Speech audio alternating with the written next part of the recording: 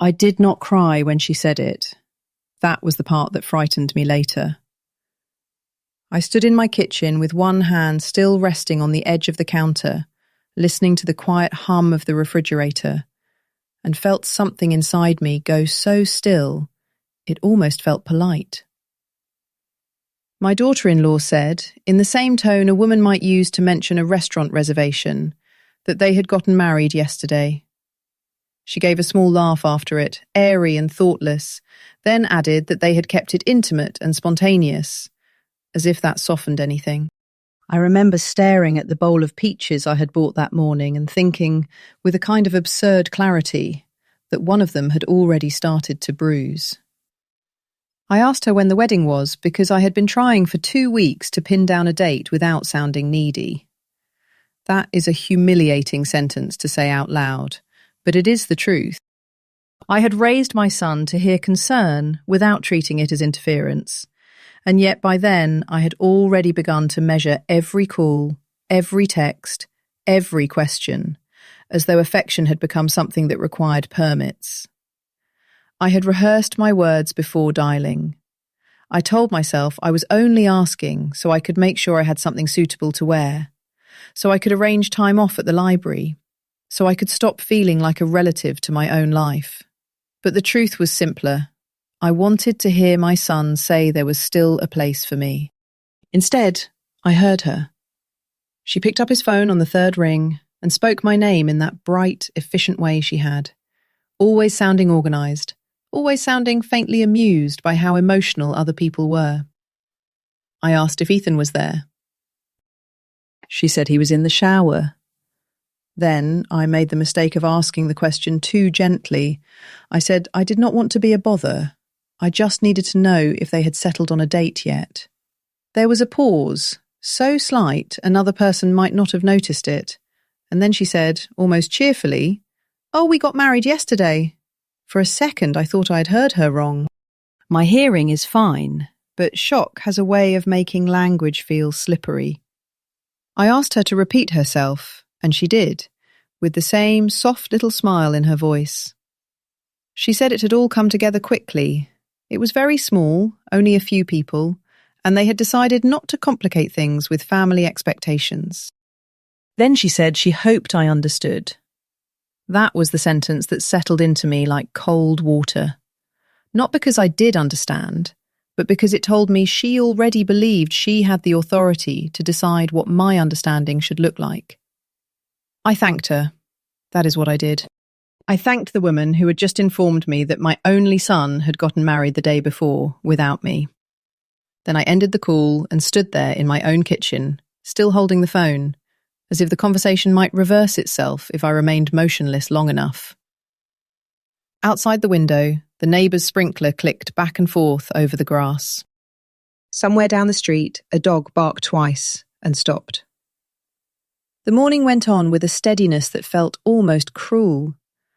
I had always thought that if something truly terrible happened, the body would announce it.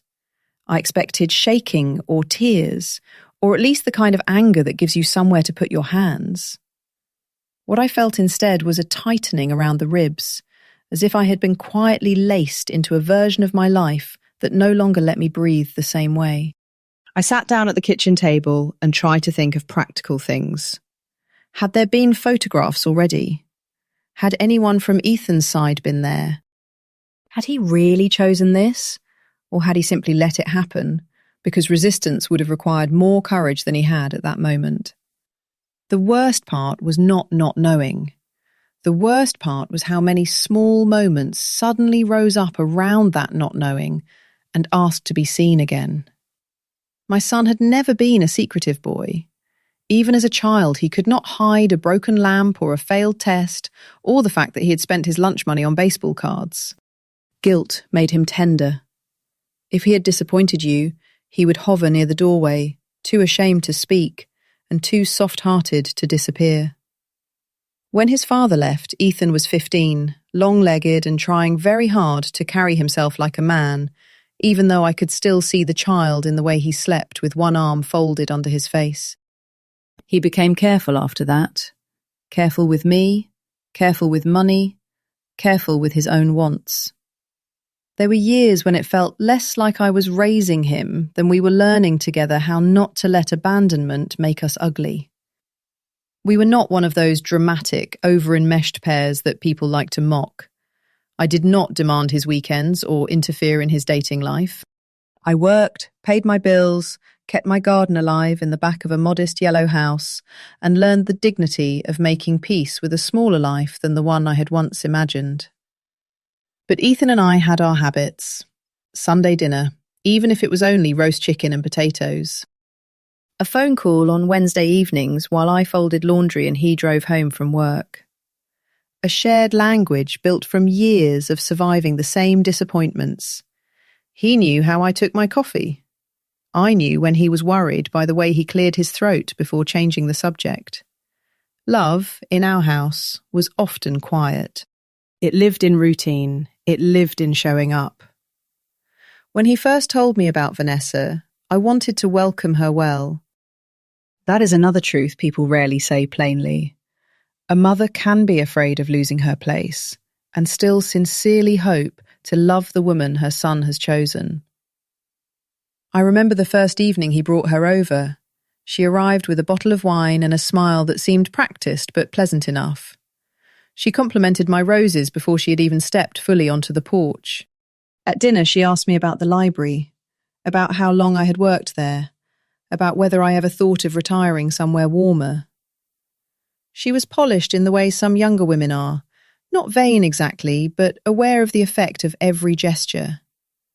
Even then, I noticed that she looked at Ethan after nearly every answer I gave, as if measuring whether she had performed correctly. There was nothing openly rude about her. That was what made her so difficult to resist. If she had been careless or vulgar, I would have known where to place my discomfort. But Vanessa was composed, helpful, thoughtful in visible ways. She brought expensive candles I would never have bought for myself. She sent thank you texts after dinner. She remembered details in a way that should have felt flattering and somehow did not.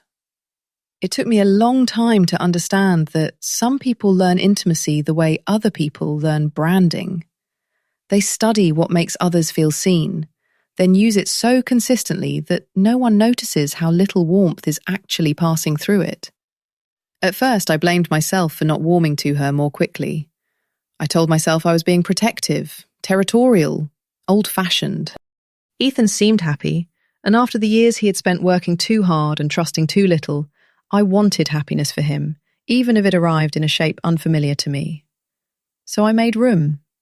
I invited her to Sunday dinner. I asked about her parents. I listened when she spoke about wedding ideas in the abstract, though even then she often spoke less about marriage than about texture, lighting, destination options, the look of things. She had a way of making life sound like a series of surfaces that only needed to be arranged properly. The first small chill came one afternoon when I mentioned, lightly, that if they wanted to use my mother's lace veil, I still had it boxed in the cedar chest upstairs. It was not an offer loaded with expectation. I had no dream of recreating my own wedding through hers. The veil was simply beautiful, and old family things carry comfort when nothing else does. Vanessa smiled and said that was sweet, but she and Ethan were thinking of doing something more modern, more them. The words themselves were harmless. It was Ethan's face that caught me. He looked down into his coffee mug, not embarrassed exactly, but braced. As if he had already learned that any tenderness associated with me might need to be declined quickly before it spread. After that, there were little omissions that did not seem like much if taken one by one. A venue they had toured that I heard about from Ethan's cousin instead of from him. An engagement dinner where the date changed after I had already arranged my schedule. A florist appointment Vanessa mentioned on social media, though I had never heard they had chosen flowers at all. When I asked Ethan questions, he answered, but with a vagueness that had not been there before. We're still figuring it out. Nothing set yet. We're keeping it simple. Each phrase was mild on its own.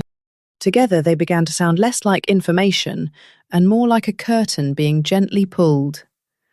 I tried not to be the woman who keeps score over every exclusion. I know how quickly mothers can be turned into cautionary tales. One complaint too many, and suddenly you are not hurt, you are difficult. So I swallowed things. I told myself young couples deserve privacy. I told myself weddings make people strange. I told myself Vanessa probably had her own ideas about family and boundaries, and that not every difference is a wound. But pain has a way of making its own ledger, whether you want one or not. It remembers the pauses. It remembers the unanswered message that gets answered 3 days later with a heart emoji and no explanation. It remembers the peculiar sting of seeing your son in photographs at events you did not know were happening. Still, nothing prepared me for the particular humiliation of learning about his marriage as if it were a minor scheduling update. There is something uniquely brutal about being erased politely. No slammed door, no raised voice, no dramatic declaration that you are unwanted. Just a careful rearranging of the facts until your absence can be described as natural. By noon that day, I had replayed the call so many times, I could hear not only her words, but the silence around them. I could hear how unstartled she was, which meant this had been decided, rehearsed, normalized between them long before it reached me. I did not call Ethan back right away. Pride, perhaps, or fear. I knew that if I heard remorse in his voice, I might break. And if I did not hear it, something in me might harden beyond repair. So instead I moved through the house touching ordinary things as if they belonged to somebody wiser. I rinsed my coffee cup. I folded a dish towel. I opened the back door and stood for a moment in the thin autumn light, looking at the garden beds I had neglected to mulch. My life was still there, intact in all its visible forms. And yet something had shifted so deeply that even the air in my own home felt borrowed. What unsettled me most was not only that they had married without me, it was the growing sense that this had not begun with the wedding at all. The wedding was only the first thing blatant enough that I could no longer call it misunderstanding. As the afternoon light moved across the kitchen floor, I began to see that the real injury might not be one decision made in haste. It might be a pattern. A quiet one, a patient one. And once that thought entered the room, it refused to leave. And once that thought entered the room, it refused to leave. I carried it with me into the evening, into the sleepless dark, into the next morning when I woke before dawn with the old instinct to make coffee for a day that no longer felt familiar. Grief has a sound when it first settles into a house. It is not loud. It is the small clink of a spoon against a mug when there is no one to hand the second cup to. The creak of a stair that makes you look up before remembering no one is coming in. The silence after a phone screen stays black longer than it should. Ethan called around 9 the next morning. I watched his name light up on the table and let it ring once before I answered. Not to punish him, but because I needed one extra breath to decide what kind of woman I was going to be. His voice was careful from the first word. Too careful. He said he had meant to call me last night, that everything had happened quickly, that it had not been planned the way it sounded. People often tell the truth and hide inside it at the same time. I believed it had happened quickly in the final hours. I did not believe the exclusion itself had happened quickly at all. I asked him if he was happy. That surprised him. I could hear it in the pause. He said yes, of course he was happy, and then he thanked me for understanding before I had said whether I did. That, more than anything, told me how frightened he was of what honesty might require. I said I hoped he would have the decency not to thank me for a grace he had not yet earned. There was another silence after that, heavier than the first, and in it I heard not outrage, not even guilt exactly, but relief that I had not cried. My composure was making this easier for him, and both of us knew it. He told me they had gone to City Hall, that a friend of Vanessa's had been the witness, that afterward they had dinner with a few people. A few people. The phrase sat between us like a stain. I asked if any of his family had been there. He said no, in a voice so quiet it sounded boyish again for a second. And that hurt more than if he had defended himself.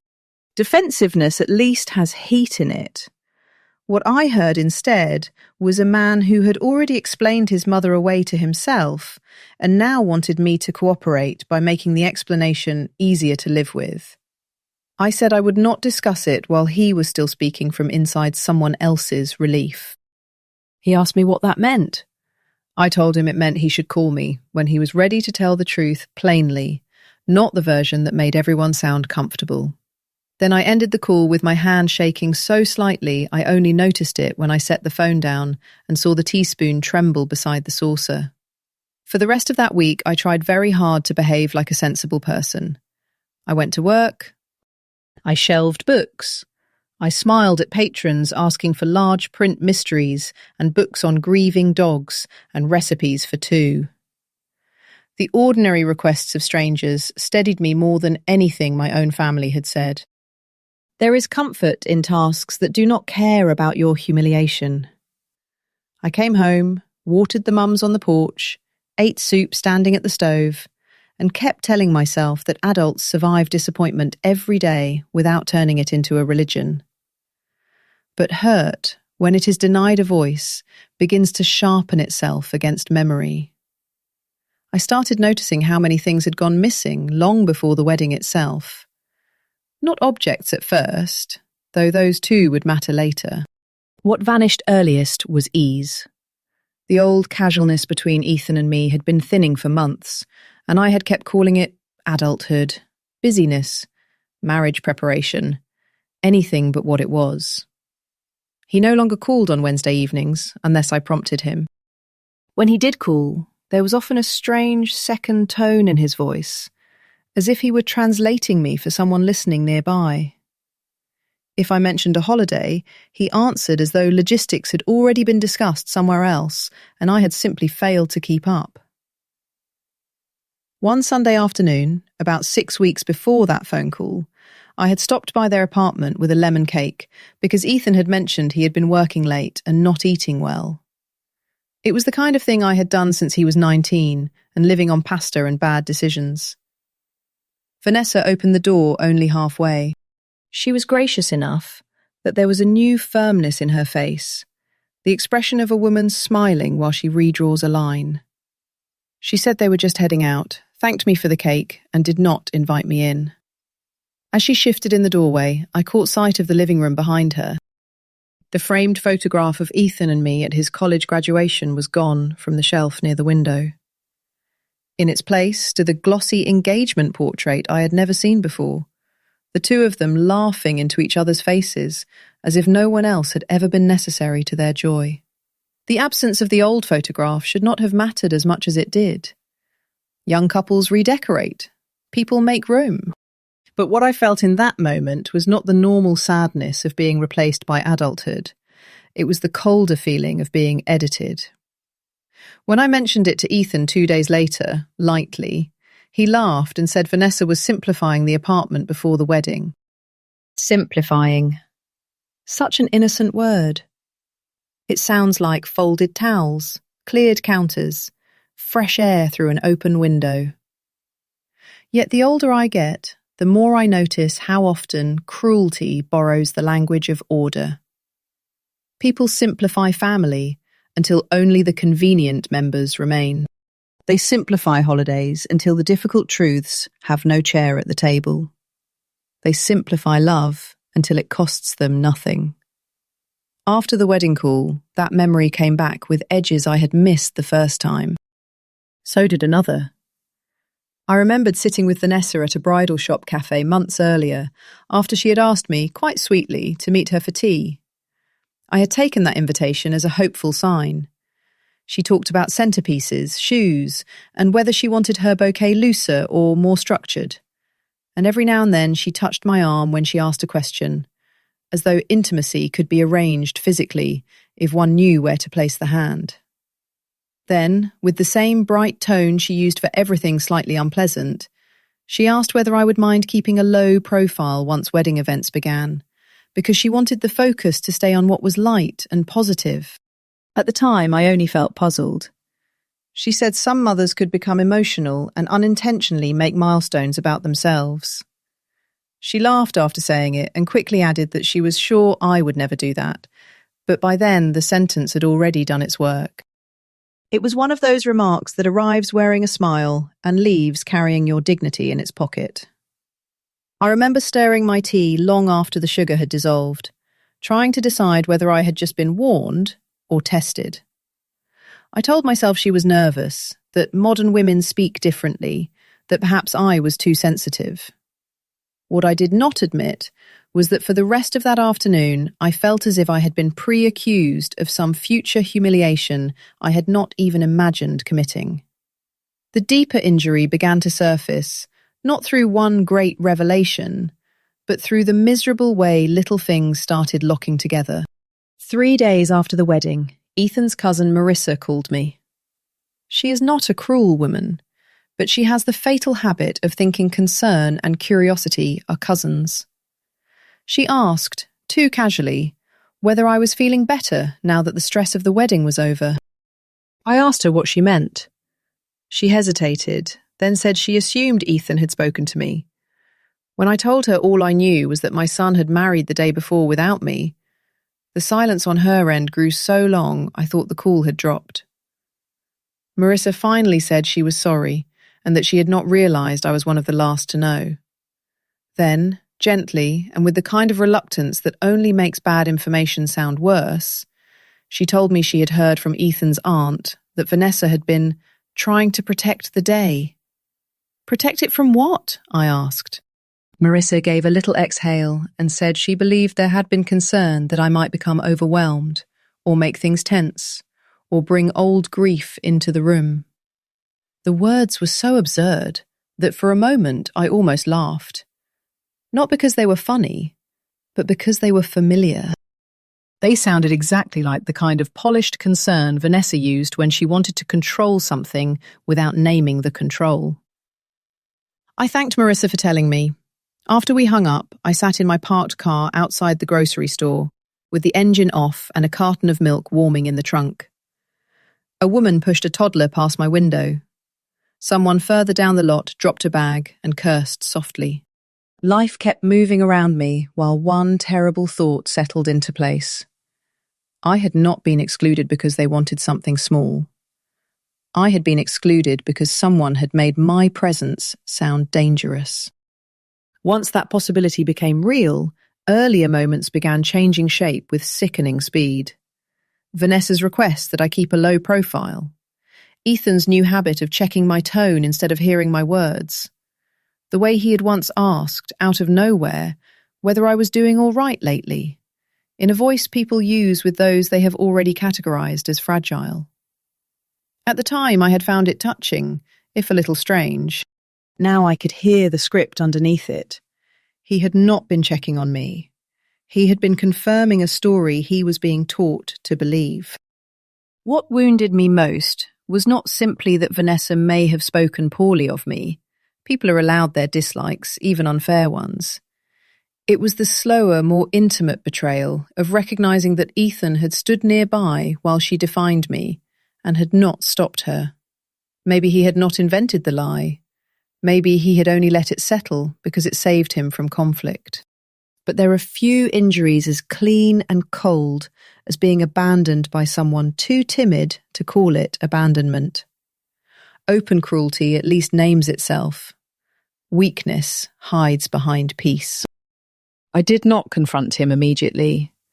That surprises people when I tell it now, but rage was never the truest thing in me. What I felt first was the need to know exactly what had been said and to whom. Pain makes some people loud, it makes others precise. I had spent too many months doubting my own instincts to throw myself into accusations I could not yet anchor. So I waited. I watched. I answered calls with care and let certain silences remain unfilled. And in those silences, more began to surface. A week after the wedding, Vanessa posted a photograph online. Nothing extravagant, just the two of them outside City Hall, her hand lifted to show the ring, his face turned toward her with that obedient tenderness men sometimes mistake for devotion. The caption thanked the few people who had supported their choice to keep the day calm, private, and drama-free. Drama-free. There it was, laid down in public like a clean white napkin. Simple enough for strangers to admire, and specific enough for family to understand the message. I stared at those words until the room around me seemed to thin. It is a strange thing to realize that someone has not only hurt you, but prepared language in advance to make your hurt look like proof they were right. And as I sat there with the light from my phone reflecting faintly in the dark kitchen window, I understood, with a clarity that felt almost physical, that this would not heal by pretending it was a misunderstanding. Someone had been building a version of me that made my exclusion seem responsible. Someone had been doing it slowly, politely, and with enough sweetness that by the time I saw the shape of it, the lie already had furniture. That was the night I stopped asking myself whether I had been too sensitive. That was the night I began asking the more difficult question, the one that leaves no soft place to hide. Not whether Vanessa wanted me pushed out, but how long my son had been helping her do it. Not whether Vanessa wanted me pushed out, but how long my son had been helping her do it. Once I allowed myself to ask that plainly, the last of my comforting explanations began to fall away. I stopped telling myself he was overwhelmed. I stopped softening his choices into accidents. A man can be conflicted and still be accountable. He can love you and still fail you in ways that alter the shape of your life. Some of the hardest grief in a family comes not from evil, but from weakness, repeated often enough that it begins to look deliberate. I moved carefully after that. There is no dignity in flailing when the truth is still slippery, and I had no desire to become the very woman I was being described as. So I said little. I answered messages with courtesy. I declined an awkward invitation from Ethan to come by sometime soon and celebrate, because even his wording told me he still expected me to enter that new reality on terms already decided by them. I was not ready to stand in their apartment under a framed marriage certificate I had not been welcome to witness and pretend my silence was grace. Instead, I began listening. People reveal more than they realize when they believe the story has already settled. Ethan's Aunt Lorna called first, full of the breathy sympathy some women mistake for kindness. She said she hated that things had become so sensitive. I asked her, as evenly as I could, what she meant by that. She hesitated, then said Vanessa had been under a lot of pressure because she worried family tensions might overshadow the day. I asked, which tensions? There was a pause so long I could hear the television in the background of Lorna's house. Then she said Vanessa had only ever wanted peace, and that sometimes older mothers found it hard to let go. Older mothers. Let go. Peace. The vocabulary of blame was becoming almost elegant in its repetition. No one was calling me cruel. No one was saying I had screamed or threatened or made demands. They were using softer words, the kind that let people feel decent while they move you out of your own place. Emotional, overwhelmed, hard to manage, a little fragile. Too attached. They were not describing behaviour. They were building an atmosphere around me. When I hung up, I went to the hallway closet and pulled down the old blue storage box where I kept years of cards, school papers, and family photographs. I am not a sentimental hoarder by nature, but mothers become archivists without meaning to.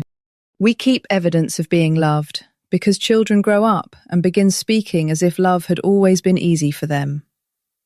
I sat on the floor among winter coats and thumbed through drawings in thick crayon.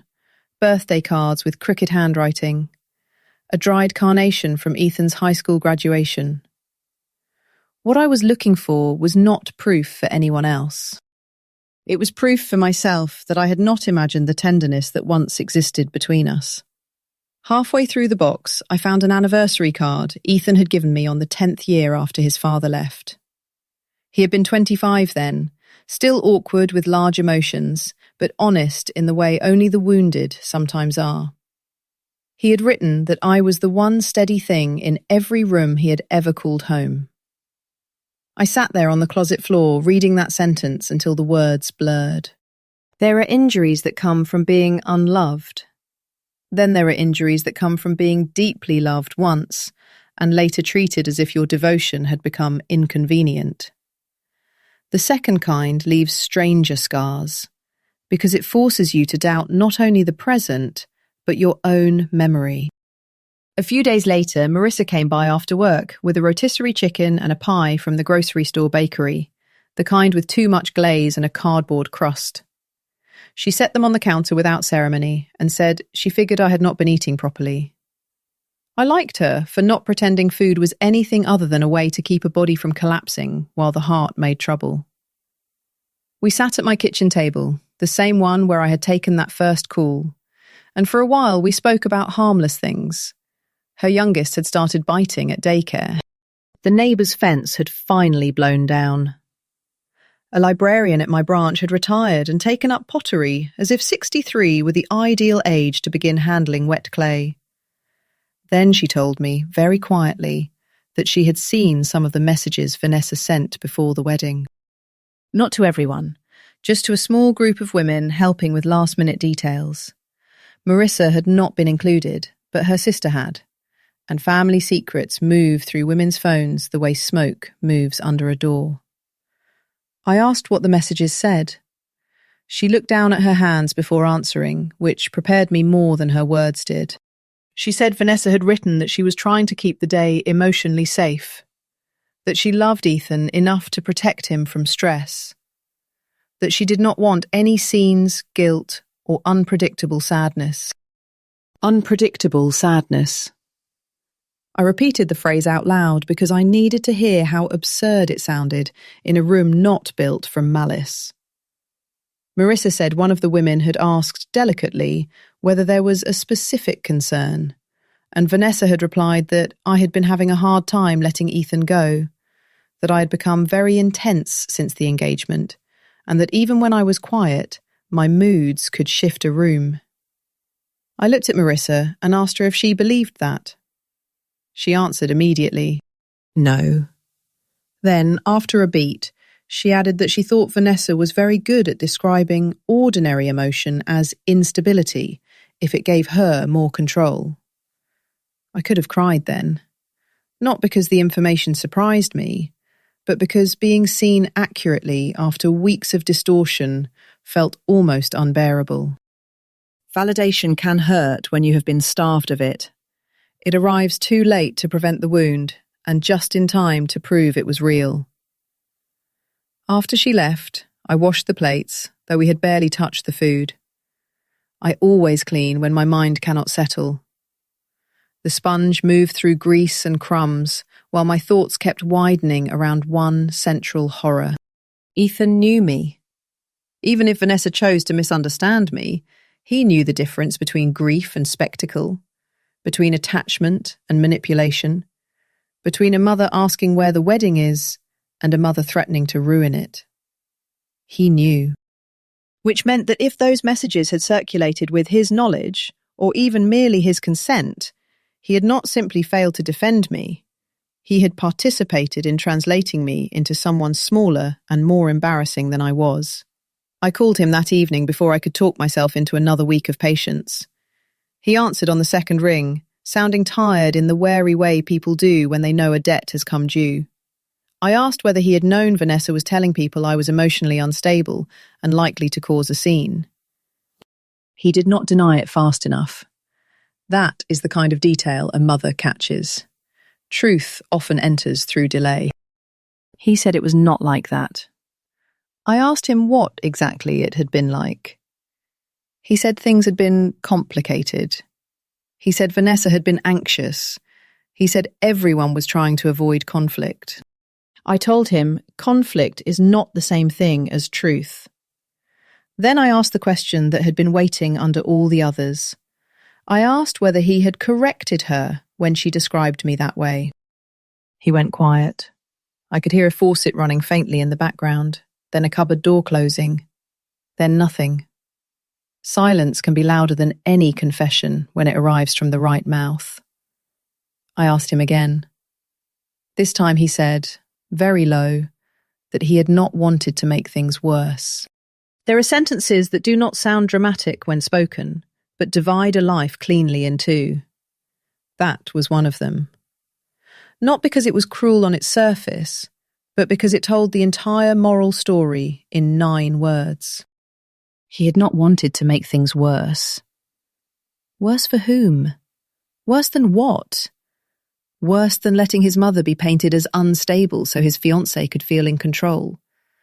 Worse than allowing family members to believe I was a threat to my own son's peace. Worse than marrying in secret and calling it calm. In one sentence, he revealed the hierarchy that had guided every silence.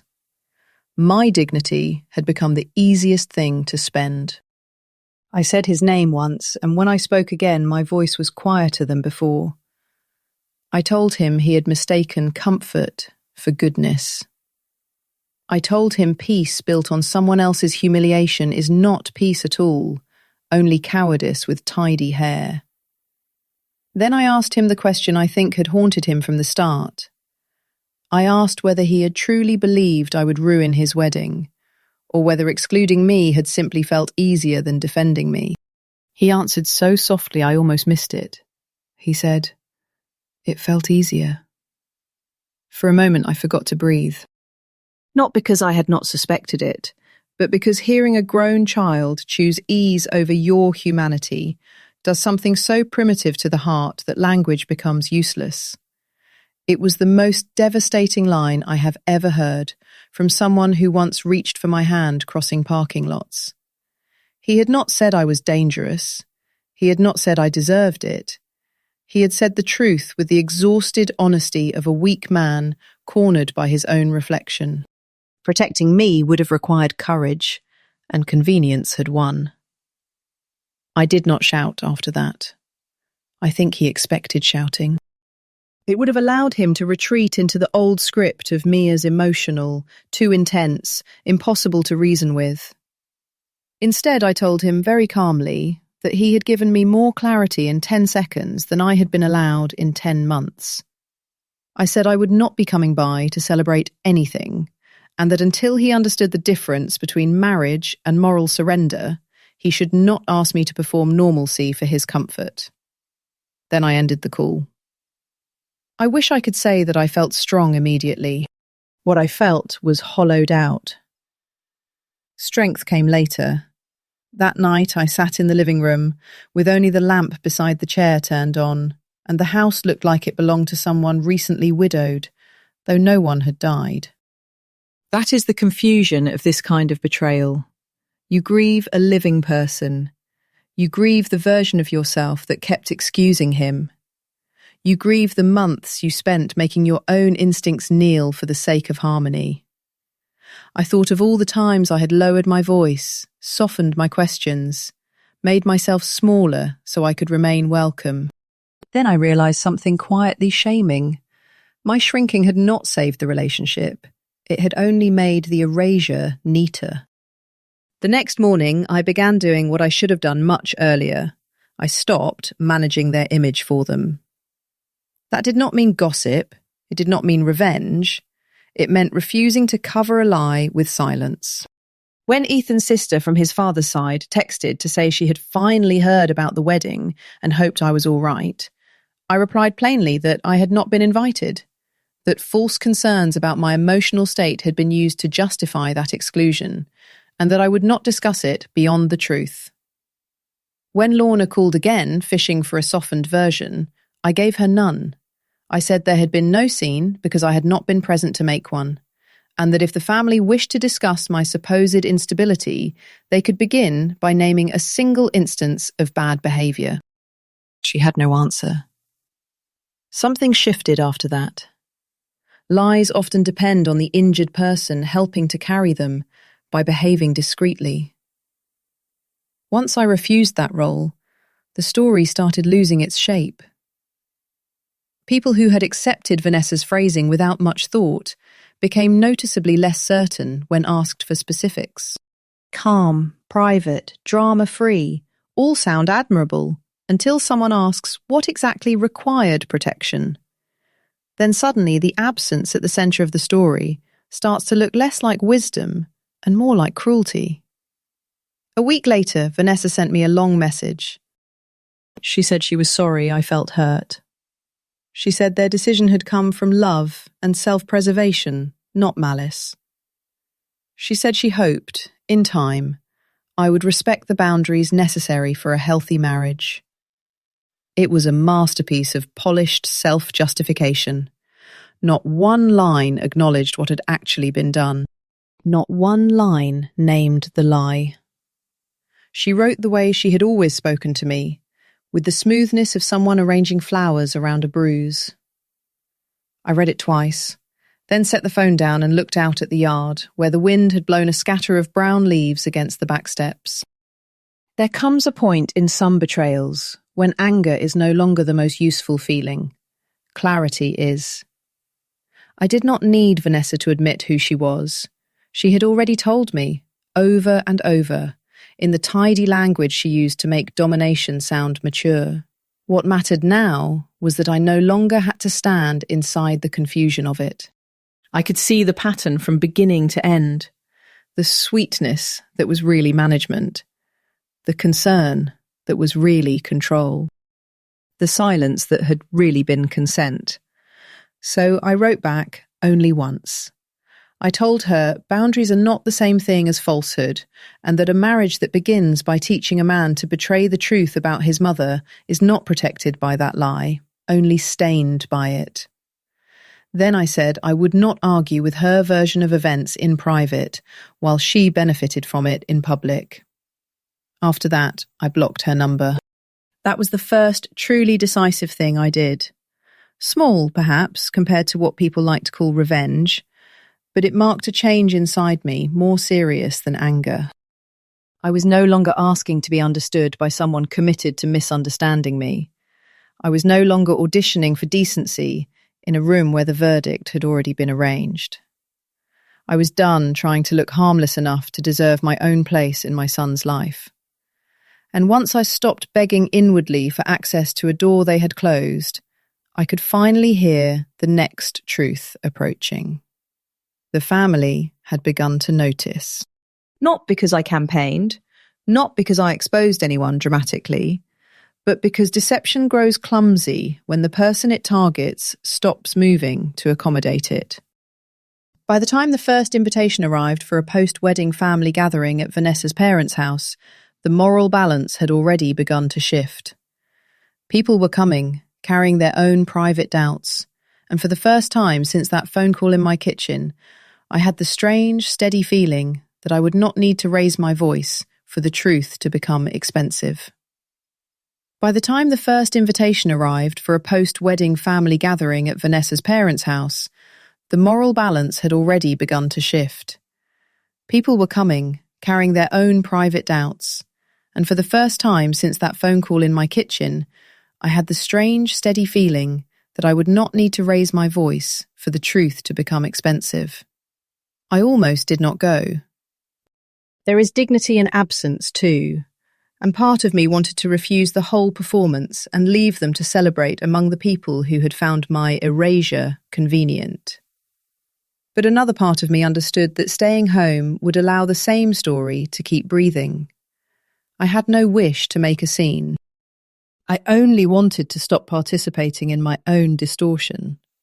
So I chose a dark blue dress I had worn once to a library fundraiser, put on a pair of pearl earrings my mother left me, and drove there with both hands steady on the wheel, as if I were heading toward a weather front I had already studied. Vanessa's parents lived in one of those new houses built to look established, all stone veneer and oversized windows, and a front porch too decorative to sit on. Inside, everything gleamed. Platters of catered food stood on the kitchen island. Champagne glasses waited in neat rows. There were flowers arranged with the same controlled abundance Vanessa preferred, expensive enough to impress and impersonal enough to belong in a hotel lobby. When I stepped in, conversation dipped for half a second. Not dramatically, just enough for the room to reveal that my presence had not been expected to feel this real. Vanessa crossed the room first. She wore cream again. Not a wedding dress exactly, but something soft and pale that extended the symbolism of innocence a little farther than necessary. She kissed the air near my cheek and said she was glad I came. Her voice was warm, but her hand tightened briefly around my forearm, as if reminding me we both understood the terms of the room. I smiled and said I was glad too. That was the last easy lie I told that day. Ethan approached a moment later, already looking tired in the way married men sometimes do when they confuse emotional compromise with maturity. He hugged me lightly, carefully, with the caution of someone handling a breakable object he himself had dropped. I felt a flash of tenderness then, so sudden and disloyal to my own pain that it almost undid me. He was still my son. That is the cruel simplicity of family. Love does not vanish just because trust does. It remains, and because it remains, it keeps finding new ways to hurt. The gathering moved around me in polite circles. Vanessa's mother asked whether the traffic had been bad. Someone complimented the lemon bars. An uncle, whose name I never quite retained, wanted to discuss property taxes. All the while, I could feel attention brushing against me and then away again. Not hostility exactly, curiosity, uncertainty. That strange social hesitation that appears when people realize they may have accepted an elegant lie and are waiting to see whether truth will embarrass them. I did not help them. I spoke only when spoken to. I asked Marissa about her children. I admired the flowers. I stood near the bookshelf in the den and let the room reveal itself. This is something age teaches if you let it. People rush to fill silence because they cannot bear what it might uncover. If you remain still enough, someone else will begin explaining what did not need explanation. It was Vanessa's father who started it, poor man. He lifted his glass halfway through the afternoon and thanked everyone for supporting the couple's decision to keep the wedding intimate and stress-free. The room answered with a murmur of approval. Then he added, with the clumsy confidence of a man speaking from borrowed information, that not everyone understood modern boundaries, but thankfully the people who mattered had respected them. He smiled in my direction after saying it, the way one smiles at a person assumed to have accepted correction. A hush followed so quickly it felt almost physical. No one gasped. No one dropped a glass. But something in the air tightened all at once. I could see it in Marissa's face, in Lorna's lowered eyes, in the way Ethan turned slightly as if his body wanted to leave before his conscience could catch up. Vanessa stood very still beside the drinks table, one hand curved around her stemware, every inch of her composed and alert. I set down my untouched glass of sparkling water. Then I said, as evenly as I have ever said anything in my life, that boundaries are useful when they protect truth, but less admirable when they protect a lie. Nobody moved. I went on. I said I had not objected to an intimate wedding. I had objected to learning about my son's marriage the day after it happened, and to discovering later that my exclusion had been justified by suggestions that I was unstable, intrusive, or likely to create a scene. I said if anyone in that room could name a single moment in which I had behaved that way, I would be glad to hear it. There are moments when silence stops being empty and becomes evidence. That was one of them. Vanessa recovered first. Of course she did. She said gently that no one had called me unstable, and that perhaps feelings had become amplified in the retelling. The sentence was so carefully built, so polished in its attempt to make everyone doubt the texture of what they had already sensed, that for one dangerous second I saw how easily she had managed it before. Then Marissa spoke from across the room. She said she had seen enough to know that was not true. Her voice trembled, but not with fear, with disgust. After that, the room changed shape. Lorna, who had spent weeks using soft words to avoid hard loyalty, cleared her throat and admitted that concerns had indeed been circulated about my emotional state. She said she had not wanted to believe they were malicious, but looking back, she could no longer pretend they had been fair. Vanessa's face did not crack, not exactly, but a certain confidence left it. She turned to Ethan then, not to me. That was what struck me most. Even exposed, she still looked first to the man whose silence had always made the strategy possible. I looked at my son and waited. I did not ask him to choose between us. Women are too often asked to perform their pain inside games designed by weaker people. I only waited for him to stand inside his own words, without help. At first he said nothing. Then he rubbed a hand over his mouth, stared at the floor, and said he had handled things badly. It was an insufficient sentence, and he knew it the moment it landed. The room knew too. Finally, he raised his eyes and said the fuller truth. He said Vanessa had worried I would bring tension into the day, that he had known those fears were exaggerated, and that he had let them stand because challenging them felt harder than going along. The honesty, when it came, was pitiful rather than noble, but it was honesty. Vanessa set her glass down so sharply the base clicked against the table. She said she had only been trying to start her marriage without chaos. She said she had felt judged by me from the beginning. I believed that part, oddly enough. Not all cruelty is invented. Some of it grows from insecurity that finally finds a method.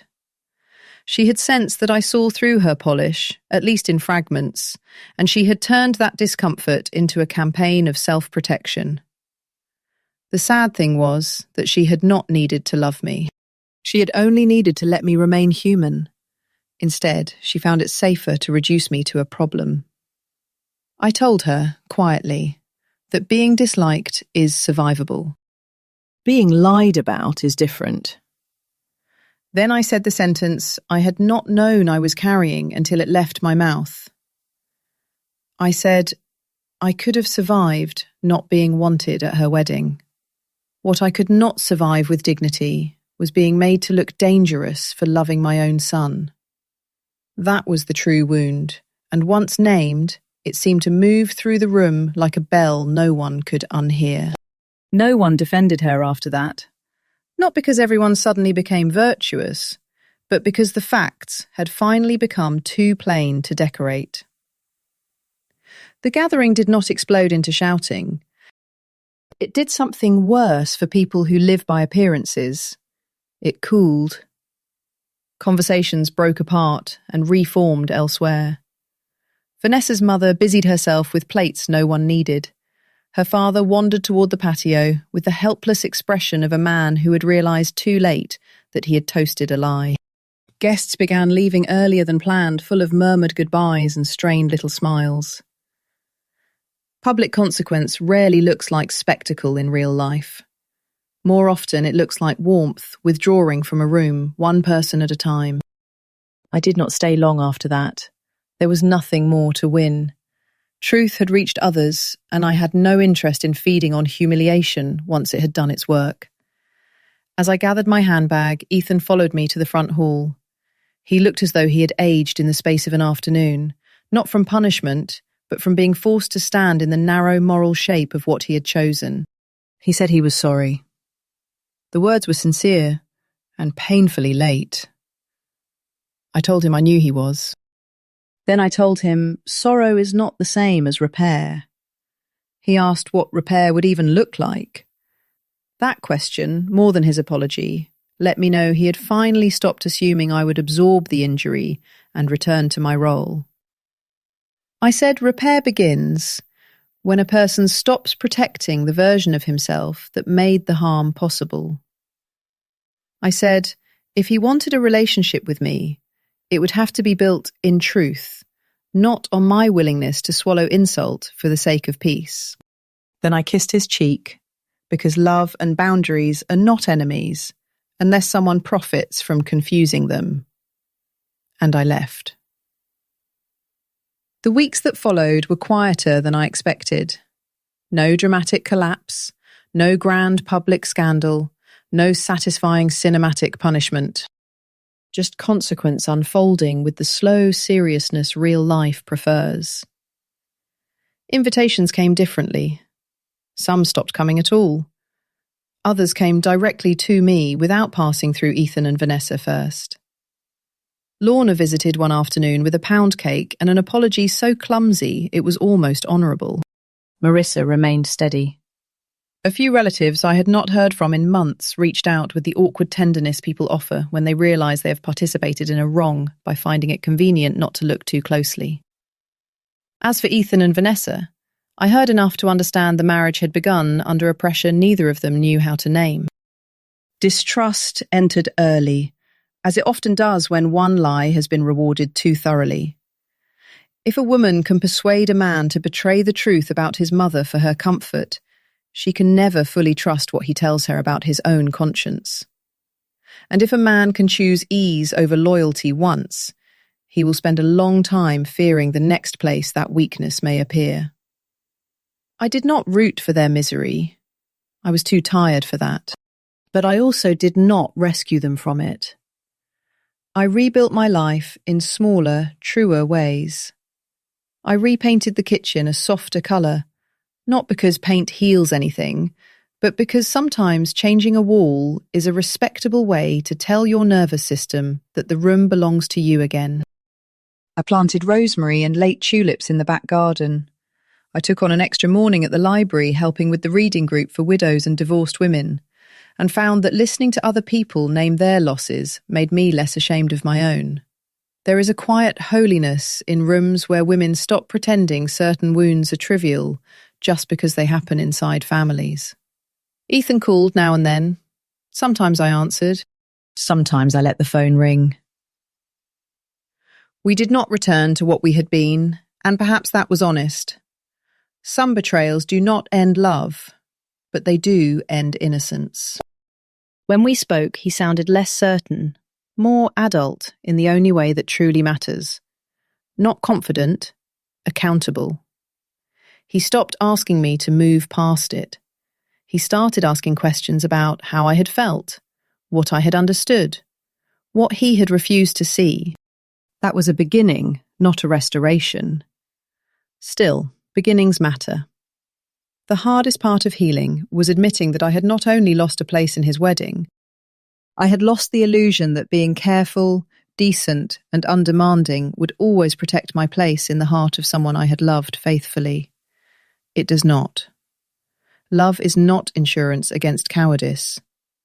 Sometimes the people we raise still choose the path that costs them least, even when the bill is sent to us. Accepting that did not make me bitter. Strangely, it made me freer. Once I stopped bargaining with reality, I could begin living inside it. Now, when I think back to that morning in my kitchen, I no longer remember first the humiliation of hearing "we got married yesterday." I remember the stillness that came after. At the time, I mistook it for shock. Now I think it was something else beginning. The part of me that had spent months shrinking, doubting, softening, and excusing had finally reached its limit. Something in me went quiet because it had become impossible to keep lying to myself about what love was being asked to tolerate. If you have ever been excluded politely, diminished gently, or turned into a problem by people who preferred comfort to truth, then you know this already. The deepest wound is not always the event itself. Sometimes it is the careful story built around it, the one that asks you to cooperate in your own erasure by staying gracious enough not to expose it. I was almost that gracious. I was almost lost inside that version of myself. But peace built on your silence is not peace. It is only the absence of your voice. So I kept mine. And if you have ever watched someone you love choose what is easiest over what is right, tell me this. What hurt you more in the end?